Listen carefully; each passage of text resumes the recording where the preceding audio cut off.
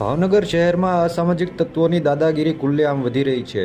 150 foot ring road પર ખોડલ કૃપા car એસેસરીઝની દુકાન પર 4 જેટલા શખ્સોએ સામાન્ય બાબતે હુમલો કર્યો હતો। દુકાનના માલિક દ્વારા દુકાન સામે પાર્ક કરેલી ગાડી સાઈડ પર લેવાનું કહેતા હુમલો કરાયો હતો, જેનો સીસીટીવી વિડીયો પણ સામે આવ્યો છે। જોકે પોલીસે પણ લુખ્ખા તત્વો સામે કાર્યવાહી નહીં કરવાનું નક્કી કરી લીધું છે। ફરિયાદી પોલીસ સ્ટેશનમાં ફરિયાદ દાખલ કરાવવા માટે પહોંચે છે ત્યારે પોલીસ એવો જવાબ આપે છે કે એનું નામ અને નંબર લેતા આવો, અમારે ક્યાં શોધવા જવા। તો અહીંયા પોલીસની પણ ક્યાંક ને ક્યાંક ઢીલી નીતિ હોય તેવું સામે આવી રહ્યું છે।